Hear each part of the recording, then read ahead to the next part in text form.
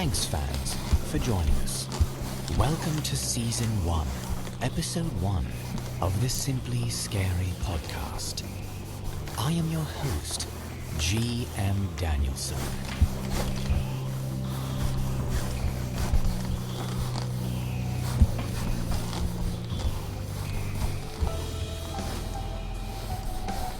From this point forward, we will be presenting to you every week a collection of our finest performances of some of today's most frightening and unsettling thriller stories. Each story will feature one talented performer and one independent author in raw, to-the-bone performances, the true essence of storytelling. I will be your guide through the annals of our disturbing library. Now it is time to begin.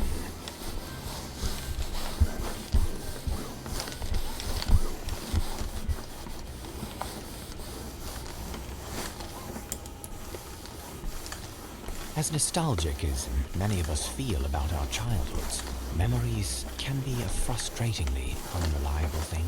The most precious memories and important information of our formative years can be lost. Unexplainably, when we really need it for a conversation with an old friend, our memories fail us and leave us stammering for that oh-so-craved explanation. Sometimes, though, the gaps in our memories shield us from revelations that, if they had been retained, would haunt us to our graves. Today's stories are about unfortunate characters who attempt to unravel some of these puzzling childhood mysteries. It is time now for us to commence on our journey. While visiting his grandparents on the outskirts of Ashbury Park, Mississippi, our protagonist that unfolds this tale makes friends with a local girl, and her curiosity draws him into a mysteriously frightening situation involving a group of peculiar children just down the road. Chilling Tales legendary master storyteller Otis Jiry introduces us to author Sarah Piper's The Odd Kids. One summer, when I was a boy, my parents sent me to stay with my grandparents for the break. Raised in the Pacific Northwest, a small town in eastern Mississippi might as well have been an entirely different country for all I was concerned. The instant we got out of the airport, I was struck with the oppressive humidity, and I became convinced right then and there that my parents downright despised me. Of course, the reality was much kinder than that. My grandparents were good folks. Thankfully, I met a girl within a few days of arrival, and we became fast friends. Her name was Jessie, a local girl with long blonde hair and green eyes. The first pair I'd ever encountered. I was in love at first sight. Jessie was a year or two older than me, but that didn't matter much to us. Jessie was the reason I got up every morning. Not in a romantic sense, of course, but a very literal one. Sure, my grandparents were very hospitable, but they were old and southern, about as far removed from my narrow worldview as could be. They just had no idea how to entertain me, and I think Jessie was as much a relief to them as she was to me, taking me off their hands during the days and curtailing somewhat my boundless youthful energy. The place where my grandparents lived was about a mile out from a place called Ashbury Wood, and it was a mile I walked daily. I would always meet Jessie on the path, heading my way. On rare occasions, she would already be at my grandparents' house when I was leaving, and I never saw where she lived. It didn't matter much to me, though, because the woods were our real home. Ashbury Wood wasn't particularly dense, but boy, did it seem to go on forever. Jessie showed me a few paths around the woods, unofficial trails to interesting sights like clearings, hollowed-out trees, or even just a place where a funny-looking bush was growing. We told each other stories of our hometowns, imagining what life would be like if one of us lived where the other did. Whenever we fantasized about having her come to live with me, she would get a strange tone in her voice that I never thought much of. While the woods were our home and playground, we still set limits for ourselves. If we went too long without seeing something Jessie didn't recognize, we immediately turned around until we were in familiar territory again. She also set boundaries, significant features we shouldn't go past for one reason. Decades later, and the only one I can remember is the creek. The creek itself was nothing to be concerned about. It was just a shallow stream of water that may have come up to my waist, with sloped banks on either side that were either sheer but not insurmountable. The first time I discovered it, I immediately headed down into the water, just about ready to cross to the other side, when Jessie cried out from behind me, Bruh. "Stop!" Bruh! I whirled around on one foot as a young boy can and looked up at her. She stood staring across the creek and out into the woods on I the just other lost side. so much freaking Her time. hands were balled into fists and kept straight at her sides. And I remember being worried that she might begin crying. I climbed back up the side of the creek, coming up beside her. "What's wrong?" I asked. "We need to turn around." Jess's voice was barely above a whisper. She looked terrified and slowly peeled her gaze away from the trees and onto me. "We have to turn back." Reluctantly, I agreed, but only because I could see how upset the situation was making her. Bruh. Like I said, the water itself wasn't that deep or rapid, Jesus. and it wasn't even that far into the woods. On the walk back, I raised these points, but Jessie stayed quiet, leading me to a small Oh my clearing God. of trees that we used as sort of a home base for our Trash this adventures. game. Sitting me down, Jessie stared into the grass for a long moment before she spoke. 2 years ago, I had a friend named Emma. Her hands were balled up in her lap, shaking. We used to play in these woods like you and me do.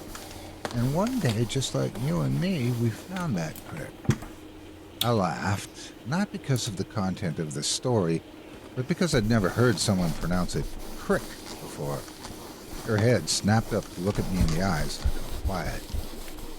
Standing across from her was these kids who looked about our age, only they weren't right. At that time, there was only 2. One of them, his head just hung to the side like this. Jessie let her head flop to the left, hanging limp. Another was really tiny, and his hands and head were even littler, like tinier than a baby's. Now, I'm not proud of this next part, but we weren't exactly sugar and spice to him, if you know what I mean. I shook my head that I did not. She sighed. We would call them names, tease them, because they were weird. Emma would throw sticks sometimes, though she couldn't hit water if she fell out of a boat. The story paused as Jessie smiled to herself, remembering her friend fondly. Did they ever talk then? I asked, bringing her back to reality. No, she said, shaking her head. Just stood there looking at us and making these weird squeaking noises.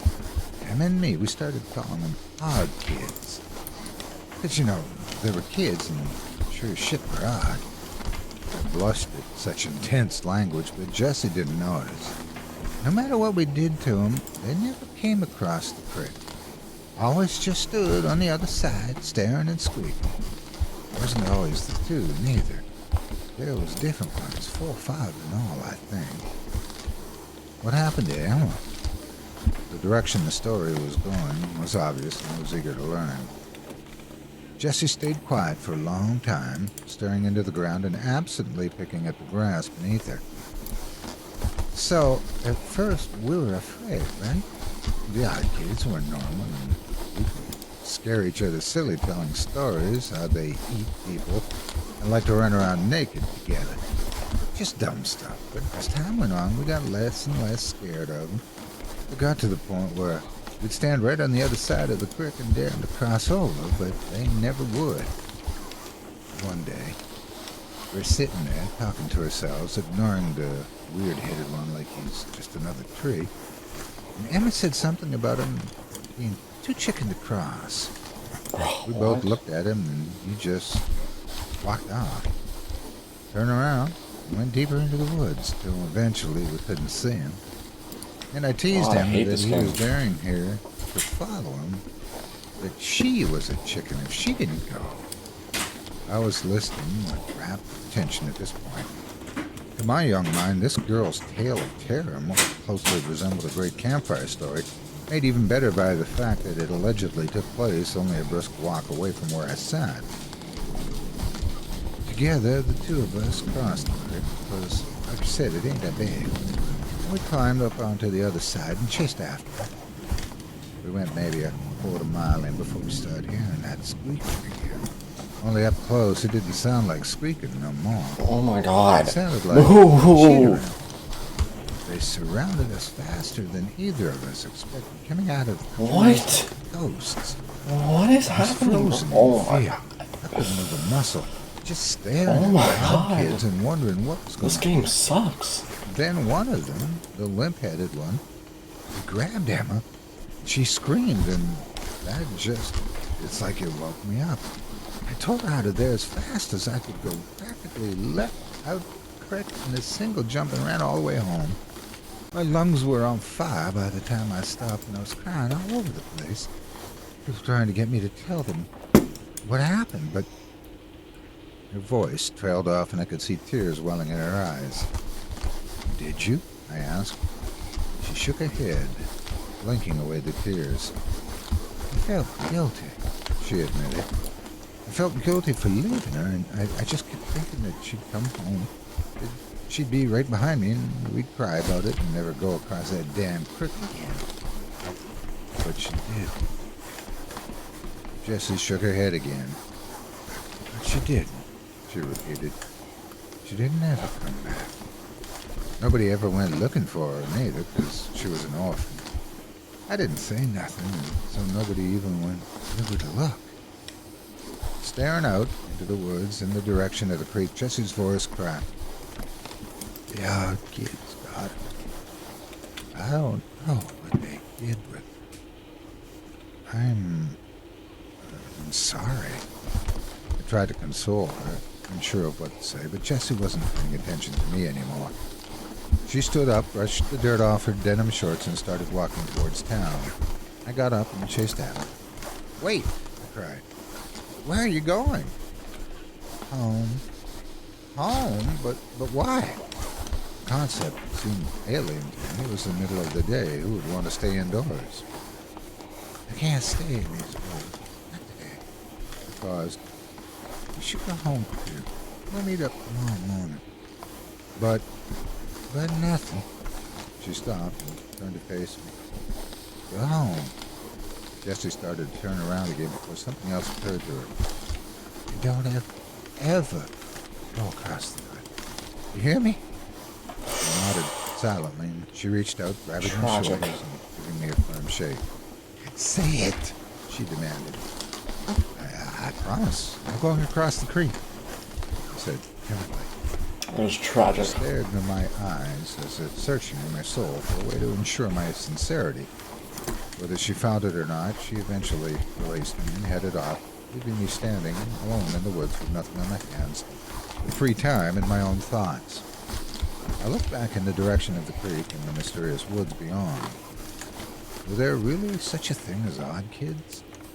I knew monsters didn't exist in Oregon, but here in Mississippi, it felt like anything could be true. Plus, Jessie had told the story with such conviction that it felt disloyal. Oh my god! Pogo! I spent the rest How of the hard day is in it the to pogo? woods, wondering. Bruh. Part of me wanted to go back to the creek. Real or not, Jessie's story had scared the hell out of me. At one point, I got just close enough that I could make the creek out through the trees, and I peered as hard as I could at the bank on the other side. I wanted to make out a pair of eyes staring back at me or hear that chittering Jessie had talked about. Heck, at that point, I would have accepted a quick blur between the trees as concrete evidence. But despite my willingness to believe, nothing came forward to present itself. The opposite bank was devoid of light. I didn't have the gall to investigate any closer.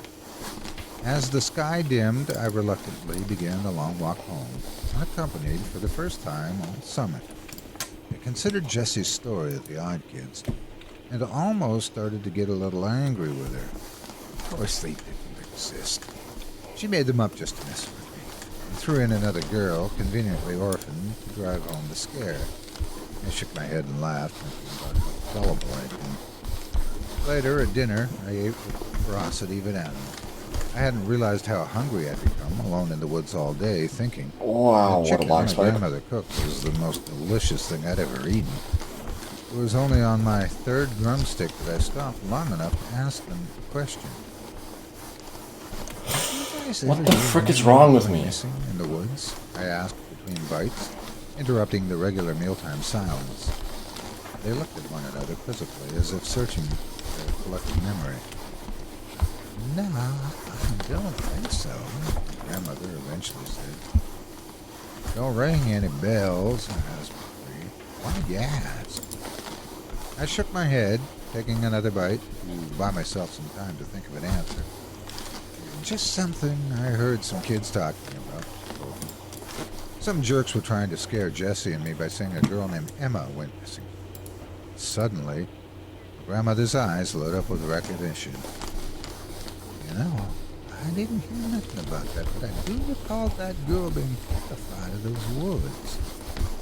She nodded thoughtfully over a spoonful of tongue. Yeah, it was a couple of years back that the girl come tearing out of the woods like the devil himself was on her heels, screaming and crying.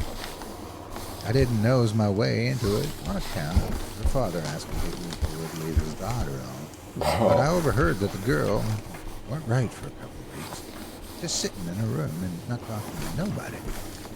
She clucked her tongue and took another bite of corn. Lord only knows what happened to that girl, but it shook her some fears. I suddenly felt a sick terror in my stomach, like the feeling you get watching a recording of yourself, only to see something terrifying looming just out of your sight, something you never knew was there. Did this mean the odd kids were real? Had they been watching me as I stepped into the creek? So, you never found out what happened? I hesitantly asked, unsure I wanted to answer. Grandma just shook her head, and the three of us continued eating in silence. Grandpa brought up a baseball game he'd seen on TV earlier that day, and I feigned interest as well as I could. But I wasn't all there. My mind was back at the woods at the creek, inspecting every square inch of my memory for a sign of something. Wow. Sleep didn't come easy that night, and when it did, it was fraught with nightmares. Thoughts of the odd kids crawled through my mind, bringing me back to the creek. Bruh, Looking please. deeper into the woods, I saw Please. dozens of pairs of eyes staring Oh at me, my god. slowly bobbing Why am I so bad? as though they were advancing towards me. My dream self was paralyzed, helpless to do anything but watch as the monsters came out of the shadows. The one Stop that. Jesse had described, with his head sagging to the side, led the plodding advance. As a group, the odd kids crawled down into the creek, dragging broken limbs and torn flesh behind them, and each of them chittering off-tempo with the others to create a horrible cacophony of voice that filled my ears and bore into my soul, Wow, staring so cool. into the hungry eyes of the limp Wow. figure as he reached out to drag me down. I awoke screaming. The noise still rang in my ears and Just- coupled with my panic, Oh my God. caused me to Why do you flail against my slip? blankets as though they were trying to engulf me. I fell onto the floor with the hard bed finally coming to rest. My grandfather burst into Nice the room, and my lunch. grandmother was close behind. Are you okay? He bellowed, still full of adrenaline, even though he was beginning to realize there was no threat. Embarrassed, I kicked the sheets off of me and stood up. Yeah, just had a bad dream, I muttered. As I came to my senses, I realized the noise I had been hearing was the sound of cicadas filling the room, broadcasting their mating calls to the world. Laughing off their overzealous response, my grandparents led me downstairs to breakfast, which I accepted readily. That morning, I walked all the way to the woods without running into Jessie. I stood at the edge of the path, looking back down the road, trying to make out her figure, but nobody was there. Sighing, I walked all the way back to my house and down to the woods again. There was no sign of her. My adolescent mind filled once more with nightmarish imagery, but I did my best to stay grounded in reality. She was the last person who would have gone across the creek, and if the odd kids ever ventured out of the woods, surely people around town would talk about them, right? Armed with these rationalizations, I decided to head to our favorite clearing and wait for her. She wasn't there when I arrived. Part of me had expected her to be waiting in the grass, ready to laugh in my face when she learned how I'd walked up and down the path 2 more times before thinking to check our spot. And as an hour slowly ticked by, I began to wonder if something bad really had happened to her. But if something had, what was I going to do about it? I had no idea where she lived. She was the only kid I knew in the area. Almost unconsciously, I began to head towards the creek. I'd only promised I wouldn't cross it after all, and if she was so concerned about my whereabouts, she would have let me know where she was going to be. Besides, if she had been able to outpace the odd kids when they were right beside her, I'd be able to get away long before they got close. My legs were filled with a giddy, nervous energy, so I began walking, sometimes at a quick pace and others at barely a shuffle. Once the creek itself was in view, I began to move from tree to tree, using them like cover from whatever might lurk on the other side of the creek. I inched closer, cautious to not disturb even a single twig in my approach. Finally, I was only a few yards from the near bank of the creek. I crouched down and quietly got to my hands and knees, closing the last stretch on all fours and keeping a close watch on the trees ahead of me. I hissed out Jesse's name in a low voice, straining my ears into the woods to What is happening? Just go on. It was just another Hate ordinary this. day. I was just some weird little boy whispering into the forest. I was just about to turn around when a brief flash of movement caught my eye. I hadn't noticed it before Happening because I was also. scanning the ground, but turning my eyes up, I saw the silhouette of something I couldn't quite make out. It swayed gently in the breeze, as though it was suspended from the branches. The leaves broke up the distant form, which must have been several dozens of feet away, and I immediately forgot my promise to Jesse. I had to know what that thing was.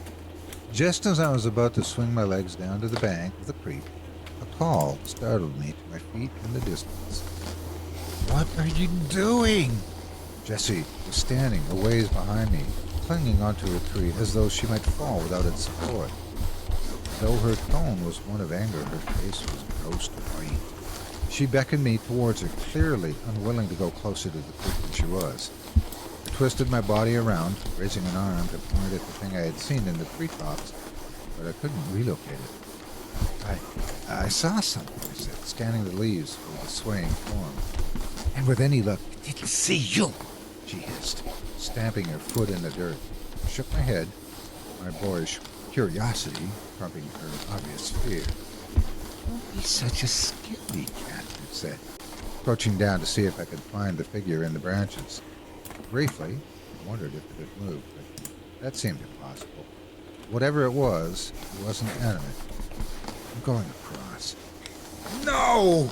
Jessie screamed, lunging towards me. I was already startled by her cry, and mid-turn she collided into me at full force, sending both of us tumbling down the bank and into the creek. We yelled and flailed as we fell, both of us landing on my back.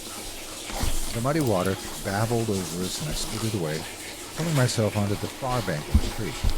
Jessie followed, more out of a desire to get out of the water than anything. "Nice going," I said sarcastically. The water was actually a little refreshing in the summertime heat, but I knew that before long we'd be drowning in humidity, and damp clothes suffocating what little sweating brought. I crawled up onto the opposite side of the creek, once again raising my eyes to the branches to find what I'd seen. Please, can we go?" Jessie was at my side, touching my arm despite the fact that I was a good half-foot shorter than she was. "We really need to go, please." "Come on, just a little bit further." Wonder and excitement had overtaken all other emotions in my mind. Before, when the creek was just a memory, it was easy to picture a world of monsters looking just across the way. Now that I was Why? I felt empowered. I could see that there weren't monsters. Bruh. What I was saying. That's bullcrap. Tugging Jesse forward, I walked to the spot where I'd seen the thing hanging from the trees, but now it was nowhere to be found. From where I was standing, I could still Oh make my out God. the tree, and I tried to imagine myself crouched low on the other side, looking up into the branches. The wind blew lazily through the leaves, shaking them this way and that, but nothing unnatural or mechanical. Why? I saw something right here, I said aloud, justifying my persistence to Jessie. I did feel bad for dragging her somewhere she obviously didn't want to be, and I thought if I had something to show for it, maybe she would have understood. Instead, here I was, staring up into the trees like an idiot with a terrified girl clinging to my side. Her eyes darted back and forth across the tree line, as if waiting for something to suddenly appear in her hands. Unwilling to leave empty-handed, I coaxed slowly forward. As we pressed on, the woods around us seemed quieter, as if we were entering some sort of dead zone in the forest, a place where even the birds and critters refused to go. Jessie's nails dug into my arm, but she stayed right by my side, no longer making any noise except a small whimper with every exhalation. After another 5 or 10 minutes of walking, we came across a rocky outcropping jutting out of the ground and a small hole leading down. Intrigued as I was by the promise of more adventure, something else caught our attention. A strange doll, laid, propped up against the mouth of the cave, facing us. Its elongated forehead drooped slightly over its chest, making the upper right side of its head concave. Its eyes were small and beady and black, shining in the midday sun. Tufts of hair had been placed onto its scalp in a disorganized manner. It was garbed only in small denim overalls, covering grungy cloth skin. Before I could even draw breath to comment on it, Jessie was fiercely tugging me away.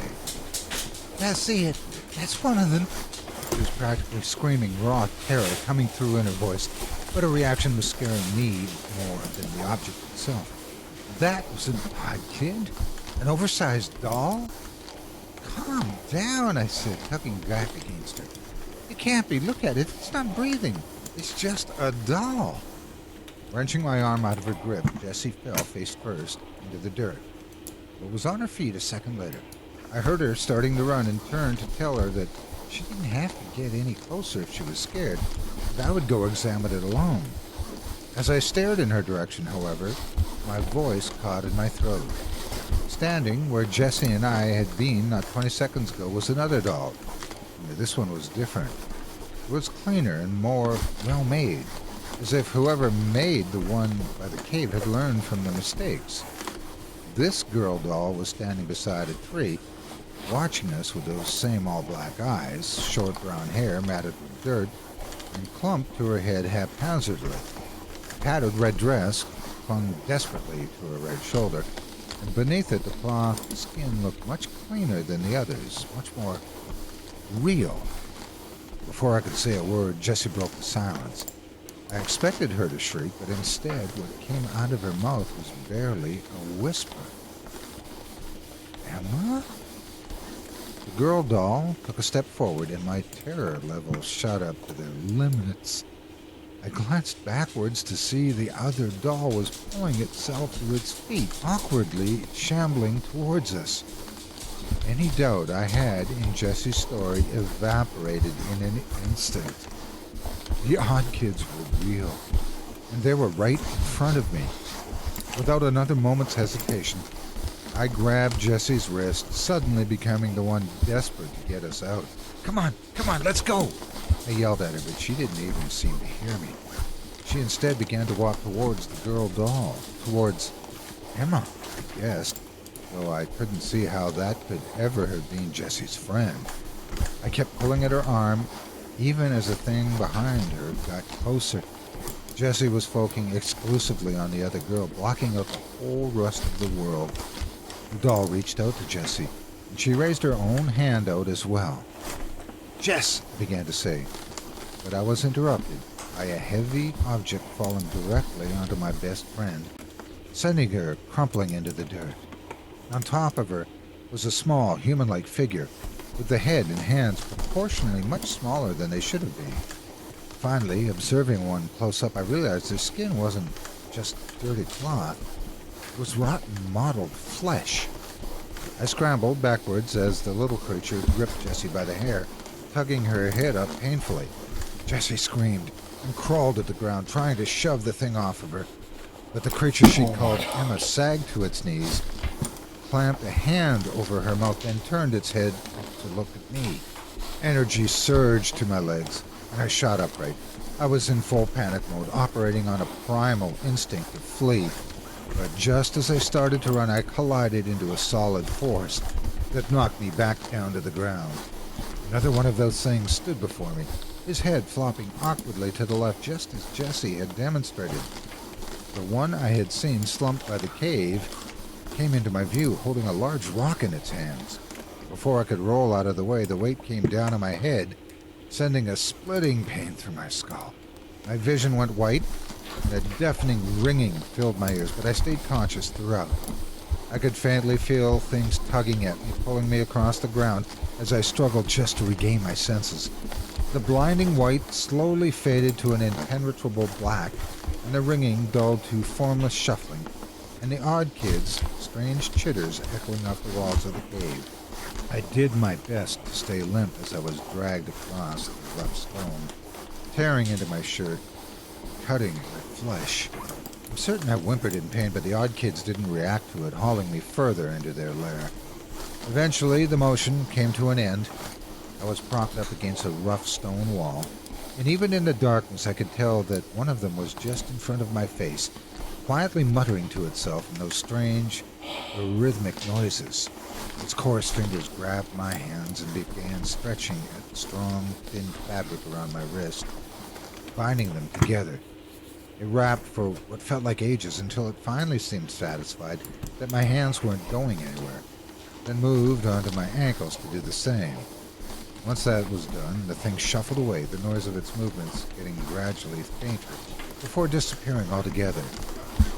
Meaning to breathe a sigh of relief, instead let out a choked sob, finally letting myself express the terror I'd felt through the whole ordeal.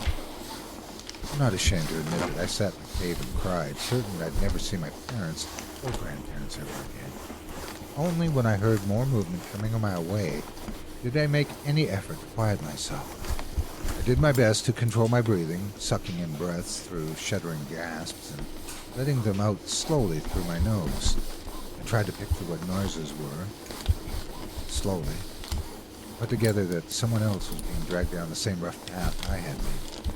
They were bringing Jessie back, too.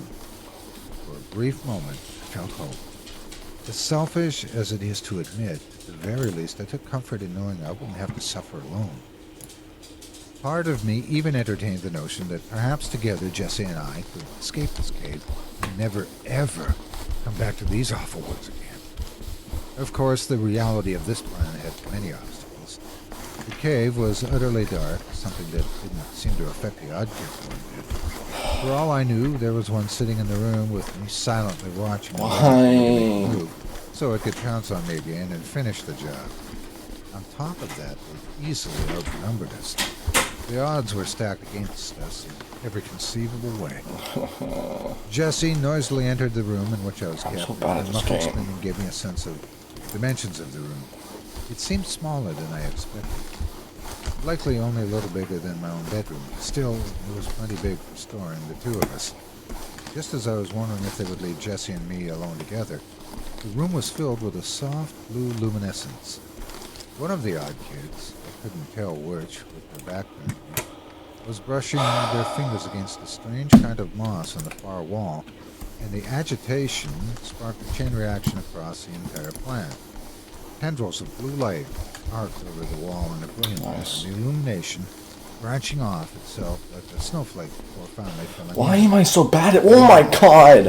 Why am I so bad? And there, Oh my under the god. glowing moss, I am genuinely the she had worst been player laid out on alive. an obviously Like, what is that animated mistake? platform, and her Oh my spores god, still, stop. puffs of spores from the glowing moss fell onto her. The odd kid stood over her, observing for a moment before bending forward. Just over go up, her. In my please. life, I had never heard the sound of flesh tearing. The very first time was unmistakable. I jerked with the noise, as if it had been my own skin, and my heart beat so fast I worried that it would give me away. I screwed my eyes shut and just listened, as the odd kid did God knows what to my helpless friend, only a few feet away from my face. Mustering up what courage I could, I began to work the bonds around my wrist against the jagged rock, working just slow enough to not make too much noise. The erupting noise soon gave way to gurgles and wet squishing, but I didn't allow myself to picture it. Instead, I thought about my grandparents, about seeing their warm smiles one more time. I thought about the airplane that would take me out of Mississippi, and I thought of every excuse I could ever use for the rest of my life to keep me from getting on another plane back. I had to survive this. I had to. Sure enough, the ropes came free with enough effort. Once they were weak enough, I managed to pull them apart with brute strength, the fibers tearing away from each other with a soft Can something I, that was stop? almost pleasing, contrasted against the disturbing noises coming across from the room. Frick's I groped sakes! around in the near dark, my fingers moving from rock to rock until I found something loose enough and big enough that I felt comfortable with. I now stared directly at the odd kid, its back still turned as it performed its macabre ritual on my friend. Sawing the rock across the ropes around my ankles, I worked my nerve up to what I was going to have to do next. Armed with the rock, I was going to attack the odd kid, knocking them out with one good blow. Fair play, I thought to myself. Next, I would grab Jessie and hoist her over my shoulder. She was taller than me, sure, but I wasn't a weak kid. After that, we would sneak out of the cave somehow, then sprint back to my grandparents' house and be safe. The wraps across my ankles Trash fell run. away, and I slowly stretched my legs out before getting them underneath me. The odd kid was still oblivious to me, and part of me hated that. Here I was, about to bash in its skull with a rock, and it didn't even consider me enough of a threat to turn around and check on me. "Hey," I whispered. The rock clutched tight in my fist as I held it out to the side behind my head. The odd kid finally swiveled around, and I stared into its soulless black eyes one last time before bringing the weapon across. The sensation was nothing like I expected. Instead of a solid blow and a resonating crack, my hand squelched through its blotchy skin with little resistance. I stood there stunned and staring into its remaining eye as its face hung loosely around my wrist. Soft scratches made their way across my hand, and I jerked back, the force of my fist pulling out of its head, tearing another gouge through the skin that was not skin. Looking down at my hand, I saw the single most horrific thing I've ever seen in my life. Instead of brains, blood, and gore covering my hand, there were bugs. Centipedes, spiders, ants, and more, too numerous to count, swarmed over my skin. The bag of flesh before me slumped to its knees before kneeling over, its occupant surging out of the hole in its neck. I lost it. I screamed at the top of my lungs and beat my arm against the wall of the cave, sloughing off the vermin in sheets. Through the chaos, I called out Jessie's name, forgetting at the time that I had already expected her to be unconscious at best. Her head tilted to the side, and she raised herself up on her elbows, staring at me. My heart swelled, thinking for a moment that, if nothing else, at least we would get out of this alive. When the azure glow of the moss reflected off of Jessie's all-black eyes, I ran. Through the darkness, I ran, heedless of the frantic chittering that echoed off the stone all around me. I ran into every single twist and turn in those tight tunnels, still struggling to scrape off all the bugs off my arm. With every passing moment, I expected to feel the odd Why does that kid's hand slip? wrapped around my legs, Makes no drag me back sense. to that room and do to me what they'd done to Jessie. Turn me into one of them. Finally, I saw a thin shaft of light at the end of the darkness. I scrambled out of the cave and into the open woods, the full moon giving me plenty of illumination to find my way. Through the entire sprint, I tore at the flesh of my arm with my fingernails, scraping off the remnants of the odd serious? kid as they wriggled and crawled across me. Oh, The why does entire that run was happen? mostly a blur now. I I didn't just stop want once this to game even to be peek behind me good. for fear of seeing those things Like, one more bro, time. I didn't even When do I burst anything into my wrong. grandparents' house, the two of them were both awake, sitting up in the living room waiting for me. I must have told a tale with a single look because their stern expressions melted upon seeing my eyes, and they stayed up with me the rest of the night. Sitting on the couch, wrapped in a blanket, I just stared out the window at the dusty road that led from the house, Nice. praying that I wouldn't see Jesse walking down it. The next day, after I'd slept and eaten, my grandparents tried to coax out of me what happened. I didn't know what to tell them. Eventually, I told them I'd just fallen asleep in the woods and had a nightmare, freaked myself out, and ran home crying. They hugged me and laughed gently, and my grandpa said I should call ahead next time I'm going to worry them half to death. I smiled, and Jesse's face appeared in my mind's eye. I didn't let myself be alone for the rest of the vacation. This meant staying indoors for the most part, something I was more than fine with. When word got out that Jesse hadn't been home in a few days and people started searching, my grandparents asked me if I knew anything about it. I wanted to tell them about the odd kids. I should have said something. I know that now. But like the scared child I was, I just said I didn't. I left it at that. 3 weeks later, I got on a plane and went home. For the first time since the cave, I felt like I could breathe again. I no longer had the threat of the odd kids looming over me, just waiting for a moment's lapse in readiness so they could pounce. I'd like to say that I don't know what happened to Jessie, that her fate remains a mystery, but that would be the coward's way out. Jessie died because of me, because of my hubris, my curiosity, and my stupid thirst for adventure. Jessie lost her life. This was something I think about every day, even some 30 years later, and it hurts just as much as the very first time I realized it. Thousands of miles and a couple of decades now lay between me and the worst summer of my life. But it isn't perspective that's prompted me to finally write out my tale. My daughter Maggie has been getting excited about collecting bugs, and as uneasy as it may make me, I'm not the kind to stop her. What really unsettles me about it is how her bugs act. Every time she brings me one of her little jars, the bug inside watches me. I know how crazy this sounds. I know bugs don't see like you or I, but it's like they want me to know that they know I'm there. I went into my daughter's room a few days ago when she was out at school and picked up her ant farm to see what would happen. I expected them to freeze, to turn and look at me, but instead they went into a frenzy. Every last ant swarmed the side of the container, crawling over each other and climbing against the plastic that separated them and my right hand. The hand the bugs were on for minutes as I stumbled blindly through that cave, frantically clawing them off. I watched, horrified, as the ants literally tore each other apart to be the one closest to my hand. What did the odd kids do to me?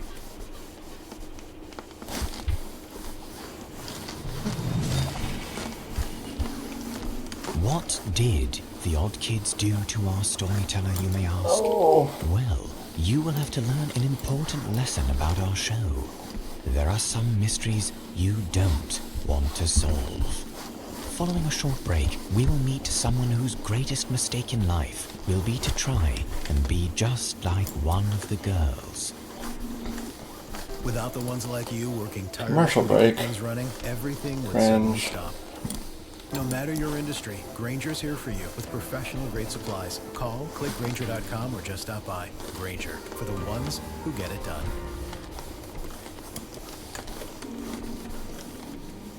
Thank you, GM. This is executive producer of the Simply Scary podcast, Jesse Cornett, with a message from our friends at Chilling Tales for Dark Nights. Put your listening ears on, folks.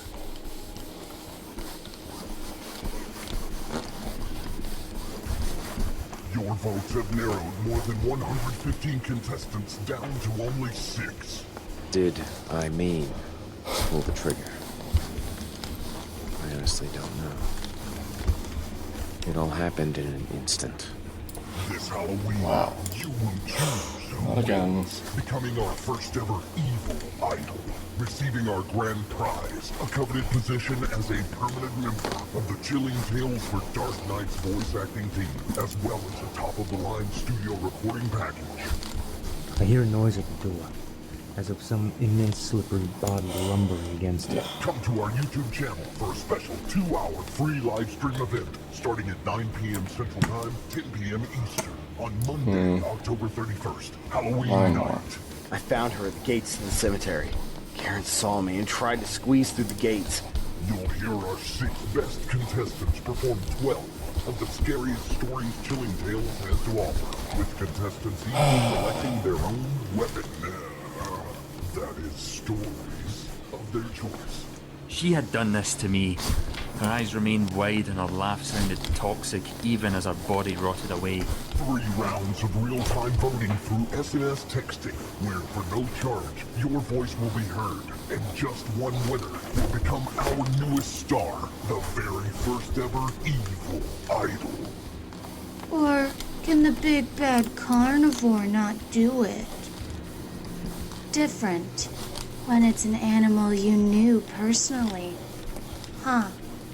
Mark your calendars now to attend Chilling Tales for Dark Knight's annual Halloween live stream event, Monday, October 31st, beginning at 9 p.m. Central Time, 10 p.m. Eastern, only at our YouTube channel. Forget scary movies, forget trick-or-treating, costume parties, and pumpkin carving. If you want true horror, there's only one place to be on all Hallows Eve.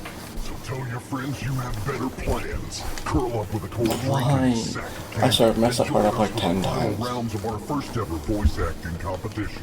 Monday, October 31st, as we turn off the lights and turn on the dark, and find out which of our idols is the evilest of all.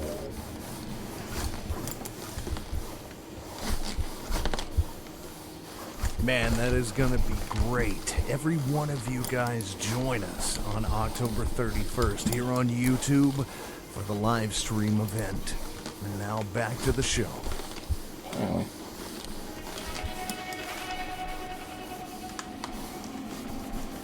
And now for our next haunting tale. Charlotte They're would not gonna do finish it? anything to stick with her group of friends, the Unbreakable 6. That's A lame. number that is representative of the 5 friends, and Emma. But was their teasing about the mysterious 6th member a cruel joke gone too far? Or is there something much more frightening at work? Without further ado, Alicia Pavlis performs Her Name Was Emma by author S.C. Young.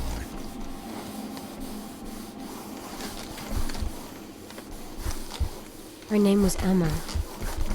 That's what everyone called her anyways. Sometimes they would call her Em. Sometimes someone would slip up and call her Emily. She was a part of our group of girlfriends growing up in a large town.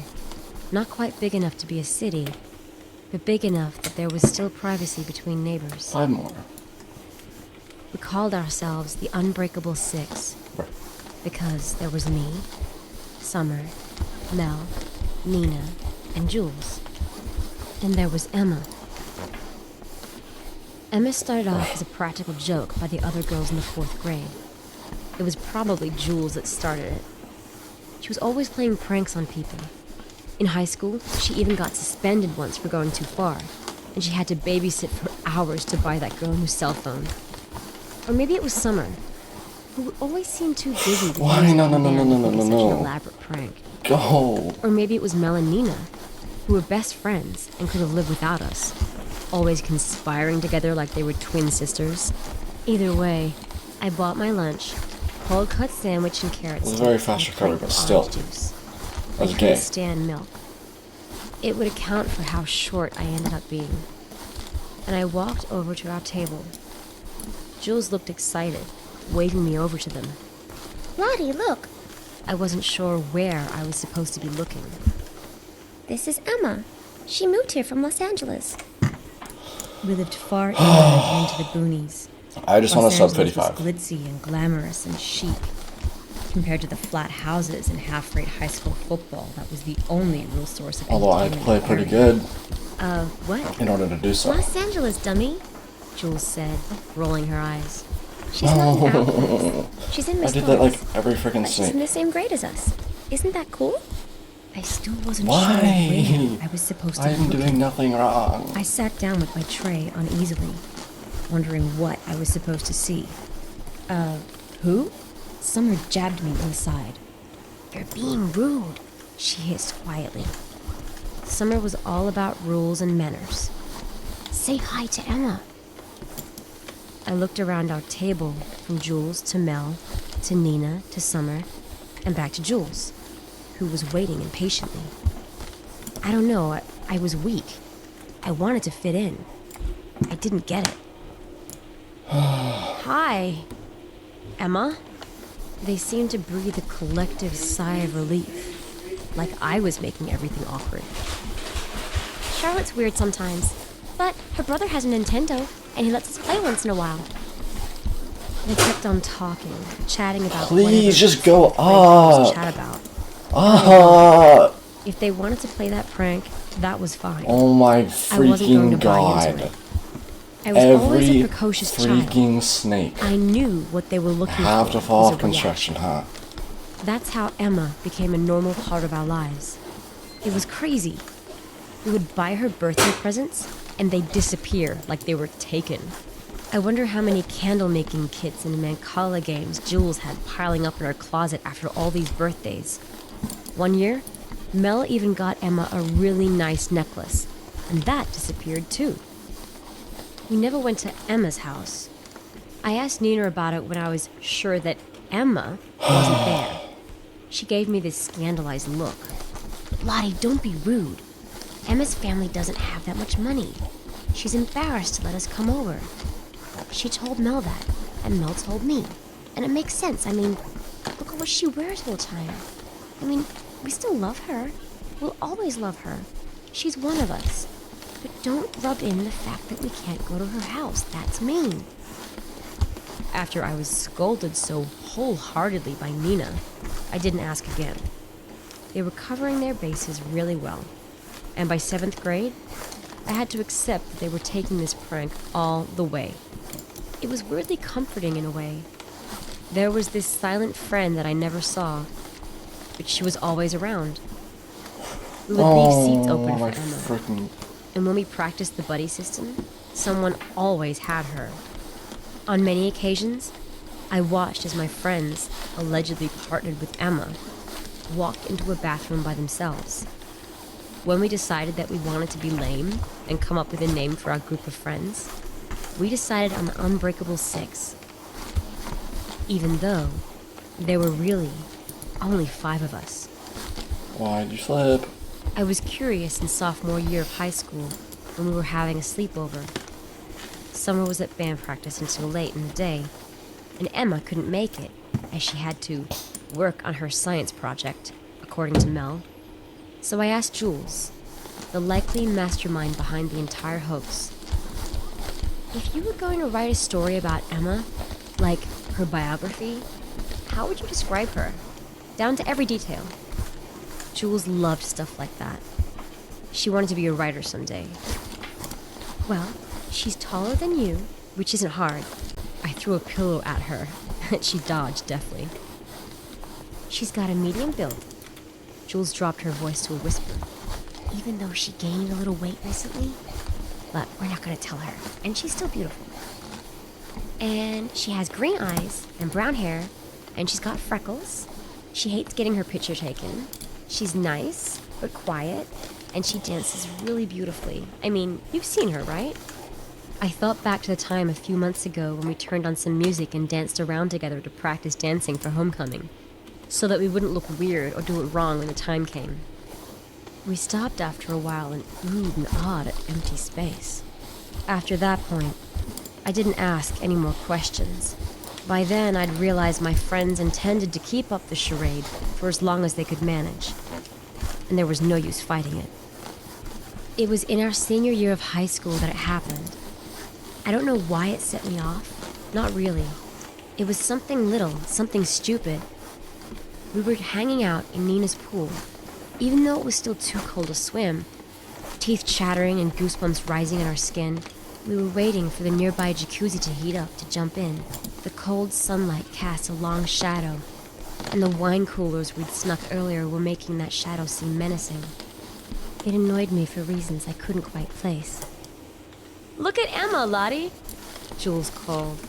She wolf whistled and hooted, over the top, like Jules always was. "Hot mama, look at that booty." I didn't know where to look. Fly on me. Like always. Like for the past 9 years of my life. I didn't know where to look. Since the 4th grade at our lunch table, dancing in Summer's living room, homecoming, football games, at the park, in class, anywhere. I didn't know where to look, because Emma wasn't there. That's when I finally snapped. "To hell with Stupid Emma!" fly, I God. screamed. "And to hell with all of you! Have you been waiting for this? The moment I completely lose my mind? Well, here it is!" I waved my arms around, manic and furious. "Emma isn't real! Emma isn't real!